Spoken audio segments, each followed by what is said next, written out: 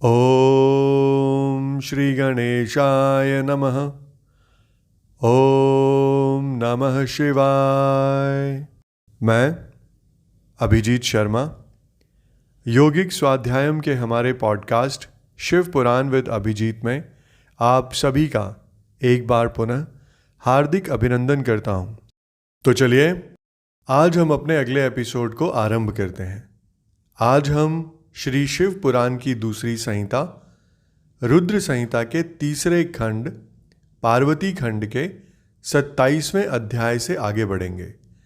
27वां अध्याय जिसका शीर्षक है पार्वती की बात सुनकर जटाधारी ब्राह्मण का शिव की निंदा करते हुए पार्वती को उनकी ओर से मन को हटा लेने का आदेश देना। यहाँ पर पार्वती जी बोली कि हे जटाधारी विप्रवर, मेरा सारा वृत्तांत सुनिए। मेरी सखी ने जो कुछ कहा है वह ज्यों का त्यों सत्य है, उसमें असत्य कुछ भी नहीं है। मैं मन, वाणी और क्रिया द्वारा सत्य ही कहती हूँ, असत्य नहीं। मैंने साक्षात पति भाव से भगवान शंकर का ही वर्ण किया है। यद्यपि जानती हूँ वह दुर्लभ वस्तु भला मुझे कैसे प्राप्त हो सकती है, तथापि मन की उत्कंठा से विवश हो मैं तपस्या कर रही हूं। ब्राह्मण से ऐसी बात कहकर पार्वती देवी उस समय चुप हो रही। तब उनकी वह बात सुनकर ब्राह्मण ने यूं कहा। ब्राह्मण बोले, इस समय तक मेरे मन में यह जानने की प्रबल इच्छा थी कि ये देवी किस दुर्लभ वस्तु को चाहती है जिसके लिए ऐसा महान तप कर रही है। किंतु देवी, तुम्हारे मुखारविंद से सब कुछ सुनकर उस अभीष्ट वस्तु को जान लेने के बाद अब मैं यहाँ से जा रहा हूँ। तुम्हारी जैसी इच्छा हो तुम वैसा करो। यदि तुम मुझसे न कहती तो मित्रता निष्फल होती। अब जैसा तुम्हारा कार्य है वैसा ही उसका परिणाम होगा। जब तुम्हें इसी में सुख है तब मुझे कुछ नहीं कहना है। वहाँ ऐसी बात कहकर ब्राह्मण ने ज्यों ही जाने का विचार किया त्यों ही पार्वती देवी ने प्रणाम करके उनसे इस प्रकार कहा। पार्वती जी बोली, हे विप्रवर, आप क्यों जाएंगे? ठहरिए और मेरे हित की बात बताइए। पार्वती के ऐसा कहने पर दंडधारी ब्राह्मण देवता रुक गए और इस प्रकार बोले, हे देवी, यदि मेरी बात सुनने का मन है और मुझे भक्ति भाव से ठहरा रही हो तो मैं वह सब तत्व बता रहा हूं जिससे तुम्हें हित अहित का ज्ञान हो जाएगा। महादेव जी के प्रति मेरे मन में गौरव बुद्धि है, अतः मैं उनको सब प्रकार से जानता हूं, तो भी यथार्थ बात कहता हूं। तुम सावधान होकर सुनो। वृषभ के चिन्ह से अंकित ध्वजा धारण करने वाले महादेव जी सारे शरीर में भस्म रमाए रहते हैं, सिर पर जटा धारण करते हैं, धोती की जगह बाघ का चाम पहनते और चादर की जगह हाथी की खाल ओढ़ते हैं। हाथ में भीख मांगने के लिए एक खोपड़ी लिए रहते हैं। झुंड के झुंड सांप उनके सारे अंगों में लिपटे देखे जाते हैं। वे विष खाकर ही पुष्ट होते हैं। अभक्ष अभक्षी हैं, उनके नेत्र बड़े भद्दे हैं और देखने में डरावने लगते हैं। उनका जन्म कब, कहाँ और किससे हुआ यह आज तक प्रकट नहीं हुआ। घर गृहस्थी के भोग से वे सदा दूर ही रहते हैं। नंग धड़ंग घूमते हैं और भूत प्रेतों को सदा साथ रखते हैं। उनके एक दो नहीं 10 भुजाएं हैं। देवी, मैं समझ नहीं पाता कि किस कारण से तुम उन्हें अपना पति बनाना चाहती हो। तुम्हारा ज्ञान कहाँ चला गया? इस बात को आज सोच विचार कर मुझे बताओ। दक्ष ने अपने यज्ञ में अपनी ही पुत्री सती को केवल यही सोचकर नहीं बुलाया कि वह कपालधारी भिक्षुक की भार्या है। इतना ही नहीं, उन्होंने यज्ञ में भाग देने के लिए सब देवताओं को बुलाया किंतु शंभु को छोड़ दिया। सती उसी अपमान के कारण अत्यंत क्रोध से व्याकुल हो उठी। उसने अपने प्यारे प्राणों को तो छोड़ा ही, शंकर जी को भी त्याग दिया। तुम तो स्त्रियों में रत्न हो। तुम्हारे पिता समस्त पर्वतों के राजा हैं। फिर तुम क्यों इस उग्र तपस्या के द्वारा वैसे पति को पाने की अभिलाषा करती हो? सोने की मुद्रा देकर बदले में उतना ही बड़ा कांच लेना चाहती हो? उज्ज्वल चंदन छोड़कर अपने अंगों में कीचड़ लपेटना चाहती हो? सूर्य के तेज का परित्याग करके जुगनू की चमक पाना चाहती हो? महीन वस्त्र त्याग कर अपने शरीर को चमड़े से ढकने की इच्छा करती हो? घर में रहना छोड़कर वन में धूनी रमाना चाहती हो? तथा देवेश्वरी, यदि तुम इंद्र आदि लोकपालों को त्याग कर शिव के प्रति अनुरक्त हो तो अवश्य ही रत्नों में उत्तम भंडार को त्याग कर लोहा पाने की इच्छा करती दिखती हो। लोक में इस बात को अच्छा नहीं कहा गया है। शिव के साथ तुम्हारा संबंध मुझे इस समय परस्पर विरुद्ध दिखाई देता है। कहाँ तुम, जिसके नेत्र प्रफुल्ल कमल दल के समान शोभा पाते हैं, और कहाँ वे रुद्र जो 3 भद्दी आंखें धारण करते हैं। तुम तो चंद्रमुखी हो और शिव पंचमुखी कहे गए हैं। तुम्हारे सिर पर दिव्य वेणी सर्पिणी सी शोभा पा रही है, परंतु शिव के मस्तक पर जो जटाजूट बताया जाता है वह प्रसिद्ध ही है। तुम्हारे अंग में चंदन का अंगराग होगा और शिव के शरीर में चिता का भस्म। कहाँ तुम्हारी सुंदर मृदुल साड़ी और कहाँ शंकर जी के उपयोग में आने वाली हाथी की खाल। कहाँ तुम्हारे अंगों में दिव्य आभूषण और कहाँ शंकर के सर्वांग में लिपटे हुए सर्प। कहाँ तुम्हारी सेवा के लिए उद्धत रहने वाले संपूर्ण देवता और कहाँ भूतों की दी हुई बलि को पसंद करने वाले शिव।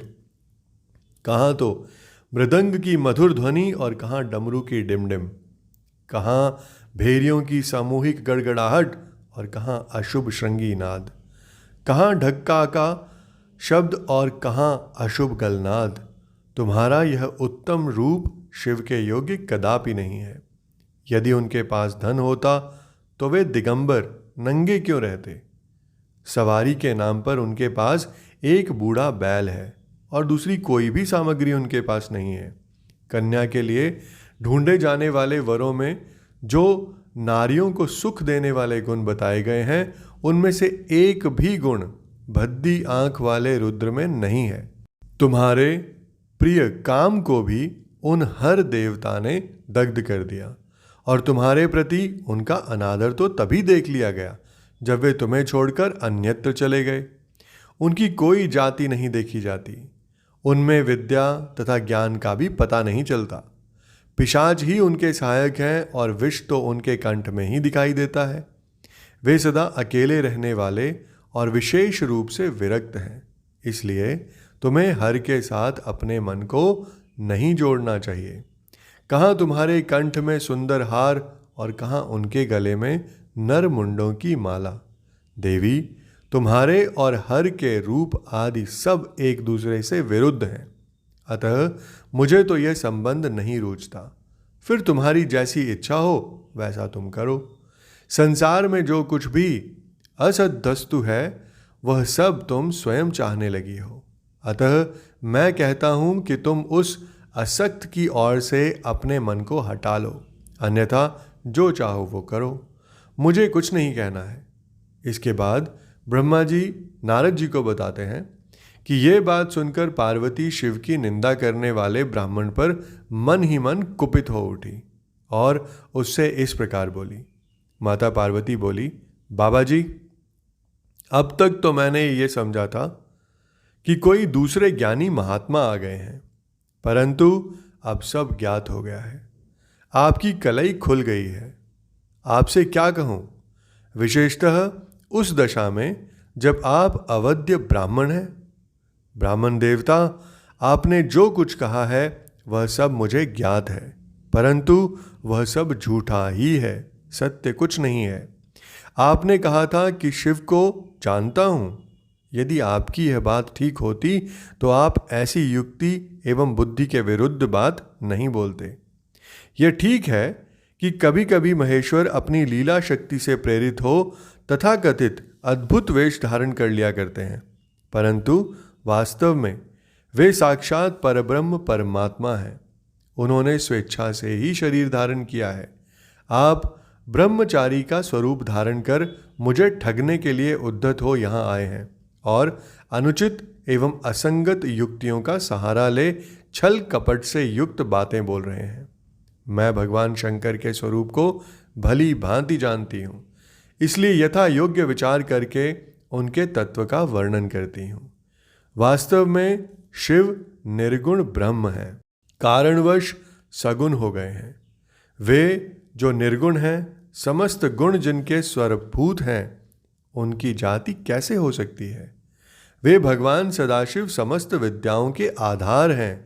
फिर उन पूर्ण परमात्मा को किसी विद्या से क्या काम? पूर्व काल में कल्प के आरंभ में भगवान शंभु ने श्री विष्णु को उच्छ्वास रूप से संपूर्ण वेद प्रदान किए थे। अतः उनके समान उत्तम प्रभु दूसरा कौन हो सकता है? जो सबके आदि कारण है, उनकी अवस्था अथवा आयु का माप तौल कैसे हो सकता है? प्रकृति उन्हीं से उत्पन्न हुई है, फिर उनकी शक्ति का दूसरा क्या कारण हो सकता है? जो लोग सदा प्रेम पूर्वक शक्ति के स्वामी भगवान शंकर का भजन करते हैं, उन्हें भगवान शंभु प्रभु शक्ति, उत्साह शक्ति और मंत्र शक्ति, ये तीनों अक्षय शक्तियां प्रदान करते हैं। भगवान शिव के भजन से ही जीव मृत्यु को जीत लेता और निर्भय हो जाता है, इसलिए तीनों लोकों में उनका मृत्युंजय नाम प्रसिद्ध है। उन्हीं के अनुग्रह से विष्णु विष्णु तत्व को, ब्रह्मा ब्रह्म तत्व को और देवता देवत्व को प्राप्त हुए हैं। शिवजी का पक्ष लेकर बहुत बोलने से क्या लाभ? वे भगवान स्वयं ही महाप्रभु हैं। कल्याण रूपी शिव की सेवा से यहाँ कौन सा मनोरथ सिद्ध नहीं हो सकता? उन महादेव जी के पास किस बात की कमी है जो वे भगवान सदाशिव स्वयं मुझे पाने की इच्छा करें? यदि शंकर की सेवा ना करे तो मनुष्य 7 जन्मों तक दरिद्र होता है और उन्हीं की सेवा से सेवक को लोक में कभी नष्ट ना होने वाली लक्ष्मी प्राप्त होती है। जिनके सामने 8 सिद्धियां नित्य आकर सिर नीचा किए इस इच्छा से नृत्य करती हैं कि वे भगवान हम पर संतुष्ट हो जाएं, उनके लिए कोई भी हितकर वस्तु दुर्लभ कैसे हो सकती है? यद्यपि यहाँ मांगलिक कही जाने वाली वस्तुएं शंकर का सेवन नहीं करती, तथापि उनके स्मरण मात्र से ही सबका मंगल हो जाता है। जिनकी पूजा के प्रभाव से उपासक की संपूर्ण कामनाएं सिद्ध हो जाती हैं, सदा निर्विकार रहने वाले उन परमात्मा शिव में विकार कहाँ से आ सकता है? जिस पुरुष के मुख में निरंतर शिव यह मंगलमय नाम निवास करता है, उसके दर्शन मात्र से ही अन्य सब सदा पवित्र हो जाते हैं। जैसा कि आपने कहा है, वे चिता का भस्म लगाते हैं, परंतु यदि उनका लगाया हुआ भस्म अपवित्र होता तो उनके शरीर से झड़कर गिरे हुए उस भस्म को देवता लोग सदा अपने सिर पर क्यों धारण करते? अतः शिव के अंगों के स्पर्श से अपवित्र वस्तु भी पवित्र हो जाती है। जो महादेव सगुण होकर तीनों लोकों के कर्ता भरता और हरता होते हैं तथा निर्गुण रूप में शिव कहलाते हैं, वे बुद्धि के द्वारा पूर्ण रूप से कैसे जाने जा सकते हैं? परब्रह्म परमात्मा शिव का जो निर्गुण रूप है, उसे आप जैसे बहिर्मुख लोग कैसे जान सकते हैं? जो दुराचारी और पापी हैं, वे देवताओं से बहिष्कृत हो जाते हैं। ऐसे लोग निर्गुण शिव के तत्व को नहीं जान सकते।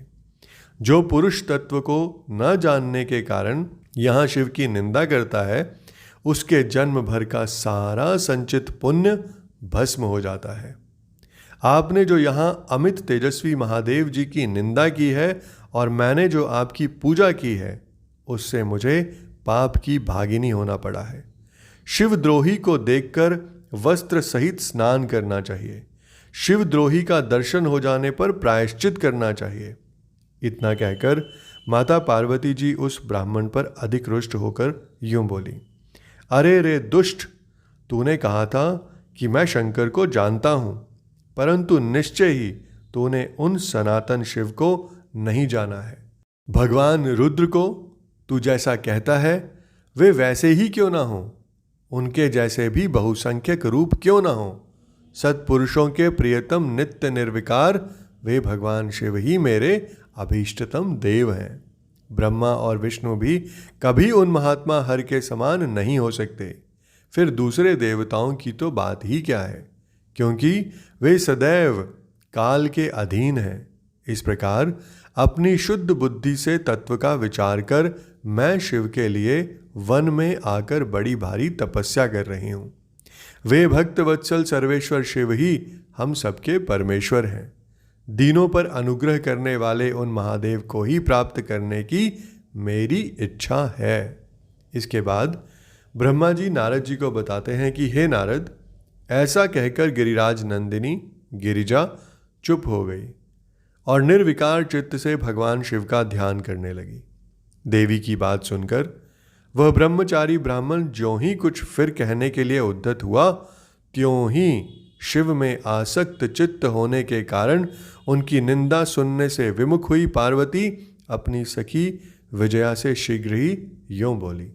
पार्वती ने कहा, हे सखी, इस अधम ब्राह्मण को यत्नपूर्वक रोको। यह फिर कुछ कहना चाहता है। यह केवल शिव की निंदा ही करेगा। जो शिव की निंदा करता है केवल उसी को पाप नहीं लगता, जो उस निंदा को सुनता है वह भी यहाँ पाप का भागी होता है। भगवान शिव के उपासकों को चाहिए कि वे शिव की निंदा करने वाले का सर्वथा वध करें। यदि वह ब्राह्मण हो तो उसे अवश्य ही त्याग दें और स्वयं उस निंदा के स्थान से शीघ्र ही दूर चले जाएं। यह दुष्ट ब्राह्मण फिर शिव की निंदा करेगा। ब्राह्मण होने के कारण यह वध्य तो नहीं है, अतः त्याग देने योग्य है। किसी तरह भी इसका मुंह नहीं देखना चाहिए। इस स्थान को छोड़कर हम लोग आज ही किसी दूसरे स्थान में शीघ्र चली चलें, जिससे फिर इस अज्ञानी के साथ बात करने का अवसर ना मिले। इसके बाद ब्रह्मा जी नारद जी को आगे बताते हैं कि हे नारद, ऐसा कहकर उमा ने ज्यों ही अन्यत्र जाने के लिए पैर उठाया, त्यों ही भगवान शिव ने अपने साक्षात स्वरूप से प्रकट हो प्रिया पार्वती का हाथ पकड़ लिया।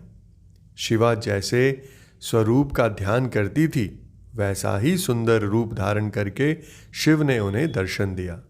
पार्वती ने लज्जावश अपना मुंह नीचे की ओर कर लिया। तब भगवान शिव उनसे यूं बोले, हे प्रिय, मुझे छोड़कर कहाँ जाओगी? अब मैं फिर कभी तुम्हारा त्याग नहीं करूँगा। मैं प्रसन्न हूँ, तुम वर मांगो। मुझे तुम्हारे लिए कुछ भी अदेय नहीं है। देवी, आज से मैं तपस्या के मोल खरीदा हुआ तुम्हारा दास हूँ। तुम्हारे सौंदर्य ने भी मुझे मोह लिया है। अब तुम्हारे बिना मुझे एक क्षण भी युग के समान जान पड़ता है।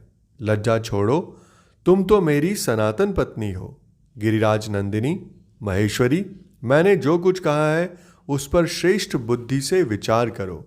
सुस्थिर चित्त वाली पार्वती, मैंने नाना प्रकार से तुम्हारी बारंबार परीक्षा ली है। लोक लीला का अनुसरण करने वाले मुझ स्वजन के अपराध को क्षमा कर दो। हे शिवे, तीनों लोकों में तुम्हारी जैसी अनुरागिनी मुझे दूसरी कोई नहीं दिखाई देती। मैं सर्वथा तुम्हारे अधीन हूँ। तुम्हारी इच्छा पूर्ण हो। हे प्रिय, मेरे पास आओ। तुम मेरी पत्नी हो और मैं तुम्हारा वर हूँ। तुम्हारे साथ मैं शीघ्र ही अपने निवास स्थान उत्तम पर्वत कैलाश को चलूँगा। इसके बाद ब्रह्मा जी कहते हैं कि देवादिदेव महादेव जी के ऐसा कहने पर पार्वती देवी आनंद मग्न हो उठी। उनका तपस्या जनित पहले का सारा कष्ट मिट गया। हे मुनिश्रेष्ठ, सती साध्वी पार्वती की सारी थकावट दूर हो गई, क्योंकि परिश्रम फल प्राप्त हो जाने पर प्राणी का पहले वाला सारा श्रम नष्ट हो जाता है। इसके साथ ही आज का हमारा यह एपिसोड यहीं संपन्न होता है। मैं कल फिर आपके समक्ष उपस्थित होऊंगा हमारे अगले एपिसोड के साथ। आप सबका मुझे इतने धैर्य एवं ध्यान से सुनने के लिए बहुत बहुत धन्यवाद।